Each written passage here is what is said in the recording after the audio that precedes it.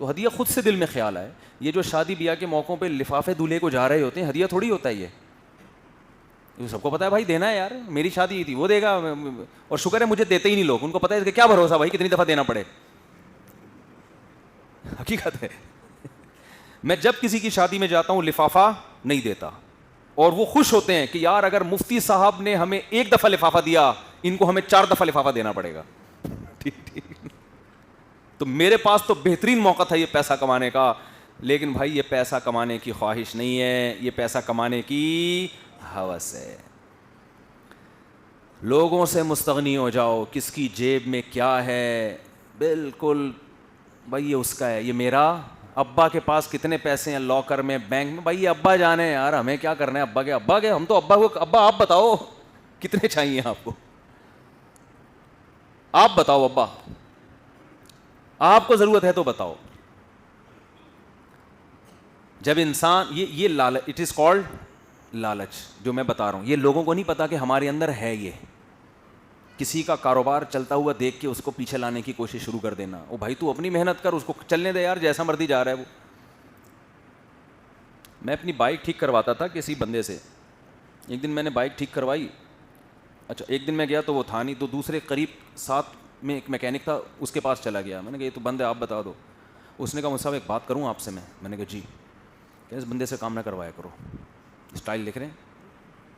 کہہ رہے یہ بندہ ہے نا آج اس کی شاپ اتفاق سے بند ہے, میں آپ کو بتا دوں, آپ بتانا نہیں کیونکہ میں اس کا پڑوسی ہوں, لیکن آپ چونکہ مسجد کے امام ہو اور آپ کو یہ لوگ چونا لگا دیں گے, تو میں اس لیے بتا رہا ہوں کہ یہ بندہ ٹھیک نہیں ہے.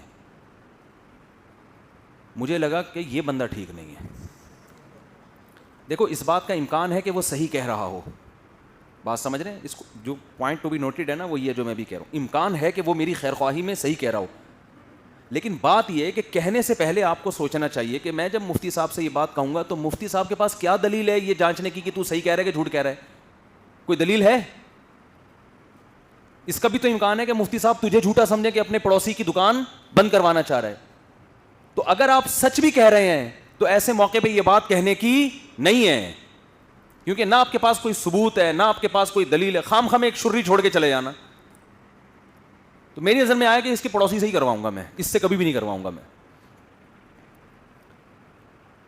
تو یہ بھی گھٹیا طریقہ ہے مال کمانے کا. وہ بھائی وہ اگر غلط بھی ہے یار خود ہی پکڑا جائے گا, ہمیں کیا ضرورت ہے پتہ.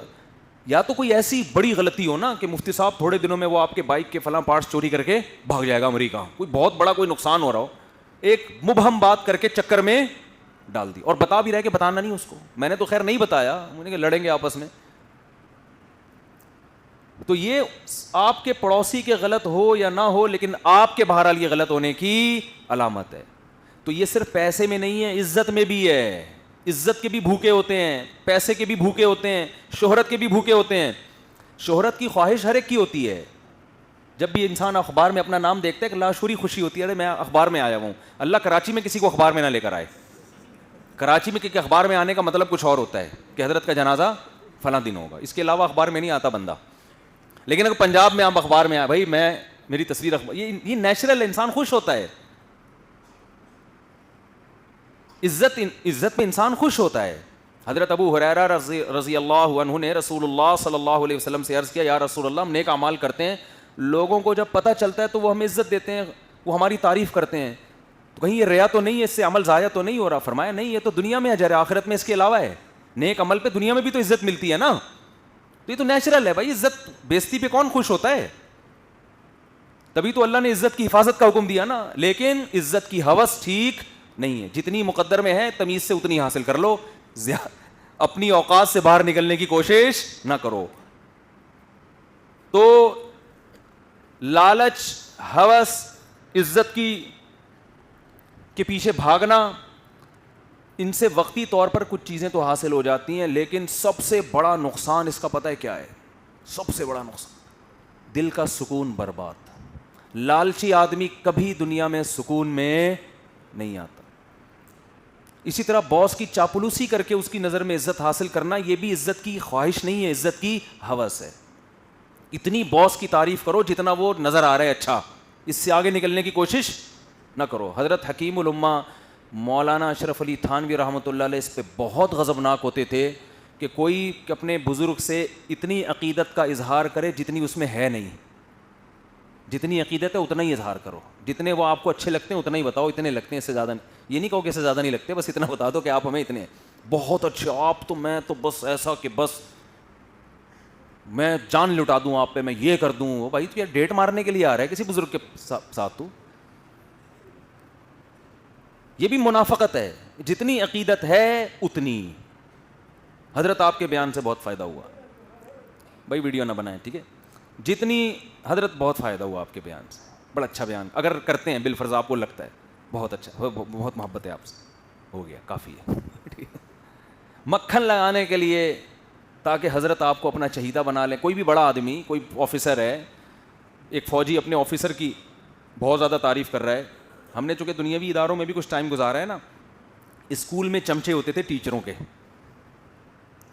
اسکول میں کیا ہوتے تھے؟ ٹیچروں کے چمچے.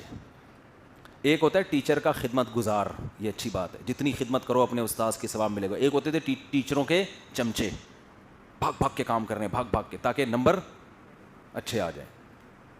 یہ خدمت نہیں ہے بھائی. دفتروں میں تو ہوتا ہے ایک باس کے, آپ کو پتہ ہے ویٹ لفٹنگ کرنے والے الگ قسم کے ہوتے ہیں, خدمت کرنے والے الگ قسم کے ہوتے ہیں. تو یہ بھی ہوس ہے بھائی, عزت باس ہے تمہارا, باپ تھوڑی ہے یار, ٹھیک ہے نا. جاؤ یس عزت دو اس کو. نبی صلی اللہ علیہ وسلم نے فرمایا جو جس عزت کے قابل ہے اس کو وہ عزت دیا کرو. تو آپ کا باس ہے تو آپ پر لازم ہے کہ اس کو عزت دیں, آپ تمیز سے بات کریں اس کے سامنے, بدتمیزی نہ کریں. ٹھیک ہے کافی ہو گیا, اتنا کریں, اس سے آگے نکلنے کی کوشش نہ کریں. زیادہ زیادہ پہ سر کوئی کام ہو تو بتا دیا کریں. لیکن دفتروں میں آپ دیکھیں وجہ کیا ہے, یہ ترقی کی خواہش نہیں, ترقی کی ہوس, ترقی کی ہوس. تو اللہ ہر قسم کی ہوس سے ہمارے دلوں کو پاک کر دے.